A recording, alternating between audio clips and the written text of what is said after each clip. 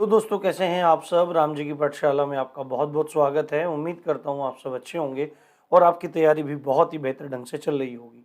अभी तक आप देख रहे होंगे कि राम जी की पाठशाला की तरफ से आपको सहायता तो की जा रही है, पर थोड़ा जितनी आपको अपेक्षा है उतनी नहीं हो पा रही। उसका कारण ये है कि टाइपिस्ट की समस्या चल रही थी, पर भगवान की कृपा से और आप लोगों के प्यार की वजह से अभी टाइपिस्ट का इंतजाम हो गया है। आज चीज़ें टाइप हो रही हैं, कुछ चीज़ें टाइप हो चुकी हैं। अब कल से आपको एक तो हिंदी की एक संविधान मिक्स क्वेश्चन की मिलेगी, ठीक है। संविधान मिक्स क्वेश्चन 40 क्वेश्चन का सेट मिलेगा, हिंदी का सेट मिलेगा। और आपको मैं लगभग 300 प्लस क्वेश्चन करवाने वाला हूँ रचना एवं रचनाकारों के हिंदी साहित्य के, बहुत इंपॉर्टेंट। इनमें से आपको जरूर क्वेश्चन मिलेगा और पूरी कोशिश रहेगी कि हिंदी और संविधान के सेट में से मिले। मूल विधि का सेट आपका चल ही रहा है, आज ये सीआरपीसी का आखिरी सेट है, इंपॉर्टेंट क्वेश्चन है। कल आपको एक आईपीसी का वीडियो मिलेगा, ठीक है। उस आईपीसी के वीडियो में शॉर्ट में बहुत मतलब 10-12 मिनट का वीडियो रखूंगा। ऑल मोस्ट इंपोर्टेंट उसमें क्या बताए जाएंगे, आपको सेक्शन बताए जाएंगे, ठीक है। और परसों आपको सीआरपीसी का वीडियो ऐसे दे दूंगा जो इंपॉर्टेंट सेक्शन आपको याद मतलब रखने हैं, तो उसमें से आपको बहुत फायदा होने वाला है। साथ में एक चीज पे और भी विचार कर रहा हूं मैं, संविधान का एक क्विक रिवीजन आपका हो जाए, उसके लिए भी मैटर आपका टाइप करवाया जा रहा है। बिल्कुल भी आप घबराइए नहीं, ये हिंदी और संविधान वाला तो आपका रेगुलर चलता रहेगा जब तक आपका एग्जाम खत्म नहीं हो जाता। और मूल विधि का भी मैं 12 तारीख से पहले खत्म करने का पूरी कोशिश करूंगा, इवन खत्म कर ही दूंगा, 11 तक खत्म कर दूंगा सारी चीजें पढ़ा के। बस आपको क्या काम करना है, आप मुझे सपोर्ट कीजिए, आपको मैं सपोर्ट कर रहा हूं, हम दोनों मिलके एक साथ ये सब काम निपटा लेंगे।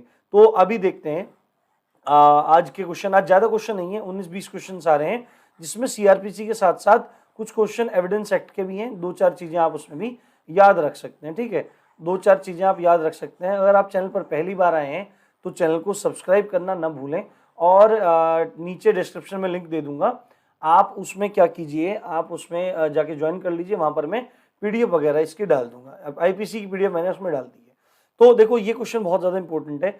मुख्य न्यायिक मजिस्ट्रेट जो होता है वो कारावास के दंड की सजा कितनी ज्यादा दे सकता है, तो 7 वर्ष से अधिक नहीं, 7 वर्ष से अधिक आजीवन कारावास। तो ये तीनों गलत हो जाएंगे, आपको ध्यान रखना है। मैक्सिमम 7 साल की सजा दे सकता है और अनलिमिटेड जुर्माना लगा सकता है, ठीक है। अनलिमिटेड जुर्माना वह लगा सकता है। अगला प्रश्न है, पैतृकता का निर्धारण अब किसके द्वारा संभव है।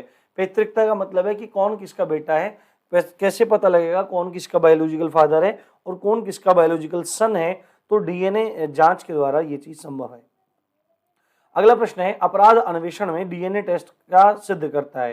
तो डीएनए टेस्ट, यदि आप अपराध अन्वेषण में यानी ऑफेंस किया है, उसमें इन्वेस्टिगेशन चल रहा है, तो जैविक साक्ष्यों से अपराधी की पहचान हो जाती है। यानी कि मान लो कोई रेप केस होता है, रेप केस में क्या रहता है, सीमन के सैंपल मिल जाते हैं, स्पर्म के सैंपल मिल जाते हैं, और क्या मिल जाता है, जो महिला रहती है उसके नाखूनों में स्किन का मिल जाता है, हेयर मिल जाता है, ठीक है, इस तरह से। तो उनसे क्या पता लग जाता है, उनसे सेल्स पता लग जाएंगे, और सेल्स के अंदर क्या होता है, डीएनए होता है, और उसी डीएनए को पहचान करके हम अपराधी की पहचान कर सकते हैं। ये चीज आपको ध्यान रखनी चाहिए। अगला प्रश्न है, पसीना जैविक साक्ष्य के रूप में किस जांच में स्वीकार किया जाता है। तो पसीना भी क्या है, पसीना भी आपका किस जांच में स्वीकार किया जाता है, तो आपका डीएनए फिंगरप्रिंटिंग में ये शामिल हो जाता है। अगला प्रश्न है, अन्वेषण के दौरान झूठ को पकड़ने के लिए निम्न में से कौन सा टेस्ट किया जाता है। तो आपको पता है ब्रेन मैपिंग टेस्ट भी होता है, पॉलीग्राफ भी होता है, और नार्को टेस्ट बड़ा फेमस है, आपने मूवीज में भी देखा होगा। तो उपयुक्त सभी इसमें काम आते हैं। अगला प्रश्न है, कैदी शिनाख्त अधिनियम की धारा 4 व 6 के अधीन इसमें कौन, ये जो मैं आपको क्वेश्चन करा रहा हूं इसमें संभावित प्रश्न भी है और पिछले प्रश्न भी है, और मुख्य धाराएं हैं, ठीक है। जितना आईपीसी में मैंने आपको 217-18 क्वेश्चन करवाए, बट यहां पर जितना जरूरी है उतना ही करवा रहा हूं, क्योंकि सीआरपीसी से प्रश्न उतने ज्यादा नहीं आपके बनेंगे जितने आईपीसी से बनेंगे, जबकि एक्ट से बनेंगे। एक्ट से आपके क्वेश्चन में करवाऊंगा, आपको चिंता करने की जरूरत नहीं है। कल हम 2-3 एक्ट को एक साथ खत्म करेंगे, ठीक है। इसी तरह हम बढ़ते चले जाएंगे, आप बस अच्छे से पढ़ते रहिए, समझते रहिए। कैदी शिनाख्त अधिनियम की धारा 4 व 6 के अधीन अपराध का विचारण कौन करता है। मतलब कि कैदी शिनाख्त अधिनियम में कौन मजिस्ट्रेट बैठता है। मजिस्ट्रेट प्रथम श्रेणी यानी जेएमएफसी बैठता है, या जेएमएससी बैठता है, या कार्यपालक मजिस्ट्रेट यानी कि डीएम एसडीएम बैठता है, या जिला मजिस्ट्रेट या डीएम बैठता है। तो इसमें आपको याद रखना है जेएमएफसी बैठते हैं, मजिस्ट्रेट प्रथम श्रेणी। ठीक है, अगला प्रश्न है वैज्ञानिक साक्ष्य के संबंध में सत्य कथन चुनिए। ठीक है, जो वैज्ञानिक साक्ष्य होता है वो कैसा होता है? सत्य और निश्चित होता है, मानवीय होता है, सुविधाजनक होता है या उपयुक्त सभी होता है? तो जो वैज्ञानिक साक्ष्य होता है वो बिल्कुल सही होता है और निश्चित होता है, उसमें गलती की गुंजाइश ना के बराबर होती है। अगला प्रश्न है पुलिस अभिरक्षा में होते हुए यानी पुलिस कस्टडी में होते हुए जो एक्यूज्ड है, जो अभियुक्त है ए ने एक मजिस्ट्रेट के समक्ष संस्वीकृति की, है ना, संस्वीकृति मतलब कन्फेशन किया कि हाँ सर मैंने ये अपराध किया है, तो साक्ष्य अधिनियम 1872 की किस धारा के अनुसार यह कन्फेशन उसके विरुद्ध साबित की जा सकती है? कौन सी धारा होगी? तो धारा 26 के तहत। किसकी? साक्ष्य अधिनियम 1872 की धारा 26 के तहत यदि मजिस्ट्रेट के सामने पुलिस कस्टडी में रहते हुए स्वीकार करता है तो उसी स्वीकृति के आधार पर उसके खिलाफ अपराध को सिद्ध किया जा सकता है। क्वेश्चन आ गया, छोड़िए इसको। अब अगला क्वेश्चन देखते हैं। जो सीआरपीसी है 1973 है ना, ये कब लागू हुआ? ये काफी इंपॉर्टेंट क्वेश्चन है, तो आपको याद रखना है 1 अप्रैल 1974 को ये लागू हुआ। अगला प्रश्न है दंड प्रक्रिया संहिता में कुल कितनी धाराएं हैं? तो आंख बंद करके लगा देना है 484, 511 किसमें है? आईपीसी में है, ये बात आपको ध्यान रखनी है। अगला प्रश्न है निम्नलिखित में से कौन सा कथन सत्य है? निम्नलिखित में से कौन सा कथन सत्य है, ये बात आपको चुनना है। संज्ञेय अपराध से ऐसा अपराध अभिप्रेत है जिसमें पुलिस अधिकारी बिना वारंट के गिरफ्तार कर सकता है, बिल्कुल सही। उच्च न्यायालय से अभिप्रेत है किसी राज्य के संबंध में उक्त राज्य का उच्च न्यायालय, दोनों सही है, यानी कि आपका उत्तर हो जाएगा ये 3, दोनों सही है। अगला प्रश्न है दंड प्रक्रिया संहिता सीआरपीसी की धारा 2ज, क्या सीआरपीसी की धारा 2ज किसके बारे में बताती है? तो इन्वेस्टिगेशन के बारे में बताती है, अन्वेषण के बारे में बताती है, ये चीज आपको ध्यान रखनी चाहिए। अगला प्रश्न है, बहुत इंपॉर्टेंट क्वेश्चन है ना, ये बहुत ज्यादा इंपॉर्टेंट क्वेश्चन है, आपको ये क्वेश्चन ध्यान रखना है। ठीक है, निम्नलिखित में से किसको गिरफ्तार होने से बचने की दशा में पुलिस को मृत्यु तक कारित करने का अधिकार है? मानो क्या है कि एक व्यक्ति को पुलिस गिरफ्तार करने गई और उसने कोई ऐसा अपराध किया है जिसका दंड या तो मृत्यु है या क्या है, आजीवन कारावास है, और अगर वह बचकर भागने का प्रयास करता है तो सीआरपीसी की धारा 46 के तहत पुलिस उसकी मृत्यु तक कारित कर सकती है, एट दैट साइट उसको खत्म कर सकती है, ये बात आपको ध्यान रखना है। तो मृत्युजन दंड से दंडनीय अपराध में या आजीवन कारावास से दंडनीय अपराध की दशा में, तो उपरोक्त दोनों आपके उत्तर हो जाएंगे।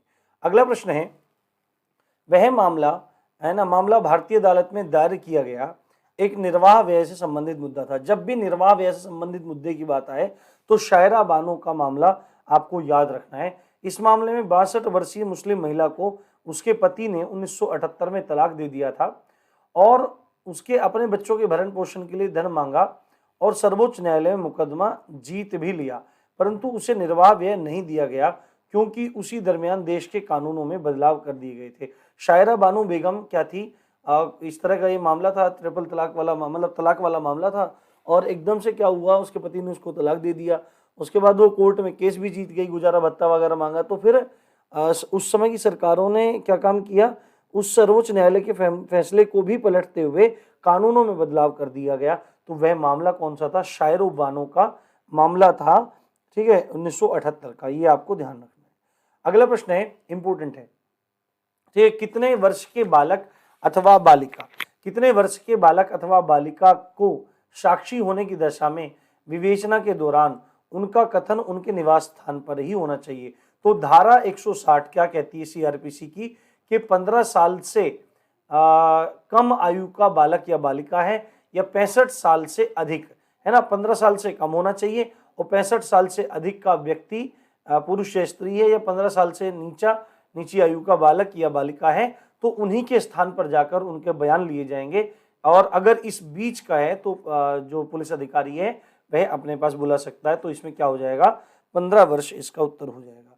अगला प्रश्न है सीआरपीसी की किस धारा के तहत मजिस्ट्रेट अभियुक्त, अभियुक्त किसको कहते हैं? जिसपे आरोप लगे होते हैं, एक्यूज्ड को वैयक्तिक हाजिरी से अभिमुक्ति दे सकता है। ठीक है, वैयक्तिक हाजिरी से अभिमुक्ति दे सकता है, छुट्टी दे सकता है।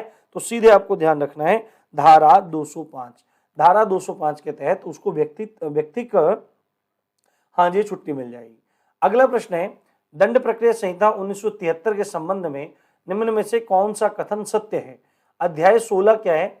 मजिस्ट्रेट के समक्ष कार्यवाही प्रारंभ होना, ठीक है, बिल्कुल सही बात है। अध्याय 1 क्या है? संक्षिप्त विचारण, मोस्ट इंपोर्टेंट है तीनों। अध्याय 21 सौदा अभिभाग है। सौदा अभिभाग क्या कहते हैं कि अगर कोई मामला है तो दोनों पक्ष आपस में बैठ के सुलझा लेते हैं, उसको सौदा अभिभाग कहते हैं। तो ये तीनों ही सही है, तो उत्तर आपका क्या हो जाएगा? 4 हो जाएगा। उसके बाद आखिरी उत्तर प्रश्न है 59, दंड प्रक्रिया संहिता 1973 के अंतर्गत अध्याय एवं उनके संबंधित सही विषयों का मिलान कीजिए। एक तरफ अध्याय लिखा हुआ है, दूसरी तरफ आपके विषय लिखे गए हैं।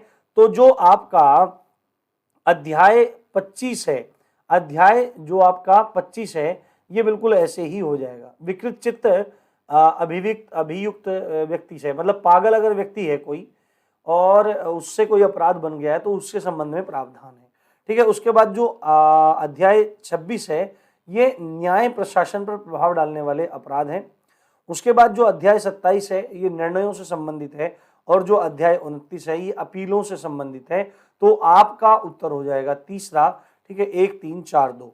तो सीआरपीसी के मैंने सारे इंपॉर्टेंट क्वेश्चन ही करा दिए, और कोई इंपॉर्टेंट क्वेश्चन कहीं से लग नहीं रहा। सारी बुक्स से, सब बुक्स में घुमा फिरा के यही क्वेश्चन दिए गए हैं, और क्वेश्चन की इसमें आवश्यकता नहीं है। तो कल परसों सीआरपीसी के सारे इंपॉर्टेंट सेक्शन में आपको कराऊंगा, कल आईपीसी कराऊंगा। तो स्टे ट्यून। अभी थोड़ी देर में आपको मैं संविधान की वीडियो डाल रहा हूँ, 40 क्वेश्चन का प्रैक्टिस सेट डाल रहा हूँ, जिनमें से आपकी प्रैक्टिस भी अच्छी हो जाएगी और आपको क्वेश्चन मिलने के चांसेस भी बढ़ जाएंगे। तो आपको जरूर देखना है और चैनल को सब्सक्राइब जरूर करें, उससे ही राम जी की पाठशाला का और मेरा उत्साह बढ़ता है। तो इसी अच्छी बात के साथ आप देख रहे थे राम जी की पाठशाला। मैं हूँ राम भारद्वाज। जय हिंद, जय भारत।